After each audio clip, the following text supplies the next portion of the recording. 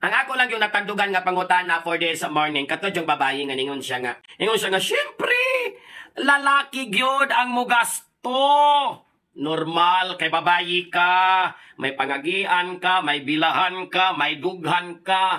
Ang lalaki, mugasto sa babayi, depende sa ilang tinguha, tumong og toyo sa imuha, aside sa pulido nga gugma nga iyang nabati diha sa imuha. Syempre, kung bayot, unsao man imo naday, nga itlog maniglagay. Kamot yung taning makabagdok, unsao na lang. Ang babayi, nga librihan sa lalaki, ayaw gyud ninyo ikumparar ang inyong kaugalingon sa mga bayot nga mogastog lalaki. Pasalamat na gali mo, kay kamoy gigastuan, kamoy gilibrihan apan. Di man iday, ayaw gyud kumpiyansa. Husband ko na ko ni day. Ayaw gyud kumpiyansa sa mga libre-libre sa lalaki.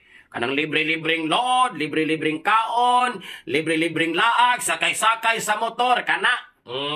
Libre pag rides. Karon, motor pa gisakyan. Sunod, ikaw na'y patungan. Kana, palibre pa more. Ilabinaan ang mga babae nga kusog kayang magpalibre sa mga lalaki adto dito sa mga bar. Ilimnan, bidyokihan, lalaki mo'y pagastoon, day, timani. Kung di ka makapanapos imong bilahan, kung di ka makakandado anag makapanirado, basta kay inikahubog nimo, hulba tanang bulugasan, na, ayaw gyud mo. Kaya ang bayot, kung manglibre lalaki, kung unsay mahitabo, walay problema.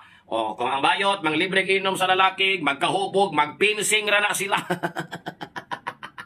Tamaskin sang armas mga bali. O nagbabayi, sige palibre sa mga lalaki inom, snack, mutik advantage. Kaya babayi lagi. Pero dili, tanan, kana may mga babaeng insakto baruganan. Nga di god, matintal. Di god, malingla sa mga libre-libre sa lalaki. Kay kahuna-huna sila. Kaning mga lalakihan ni dili, punta ng lalaki. Pero nagoy uban nga mangtas kay sa nga tanan nga. Mayroon ko ng mga babae nga mga breton nga di gyud kapasagad aning lakihan ni kay masulod niya akos laang ani. Basig lain ang sudlan. Disgrasya tang tanan na nang kamo amping-amping gyud mo day unya never gyud i-compare day ha ang imong kaugalingon kung kamoy librihan sa lalaki ug sa bayot nga manglibre sa lalaki day kay ang ubang mga lalaki bilahan re giapas ana day mo nang gilibrihan ka real talk ning ako kinsa man pud intawoy lalaking mo gasto babayig pareho iri itsura sige ko no.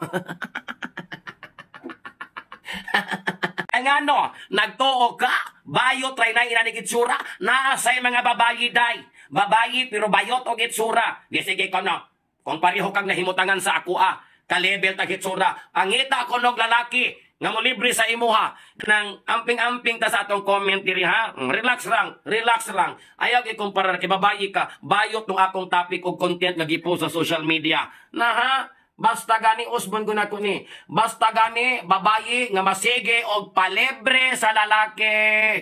Kandaduhi na daan lang imong bilahan day. Kay impas guna inigtantong libre-libre mamawi ra bagyod ning mga lalaki. Ambot lang nimo. Magmahay ko na imong palopyan siya. Bunang tarungag desisyon. Lami ko nang makakaunta nga atong ginastuan og pinangitaan. Dili kay magsigig palibre ang mga lalaki. Unsa imong garantor diha nga magpalibre ka. Tarong ako nag-analyze diha. Lagot ko ni mo. Ay, naguday. Unang tarong paminaw ang content, kay na, compare ha. Kadungog na kag-istoryang realidad. Mahay ka lagi. Sa mga babae nga sigig palibre sa lalaki, palaygit na lang mo daan day. Kay para walay mahitabong mahay. Sagdi raming mga bayot, kay kung birahan raming lalaki, amo dili man palaygit. Igo raming makaigit. Ay, nako. Laitan ako rin mga palopyan job.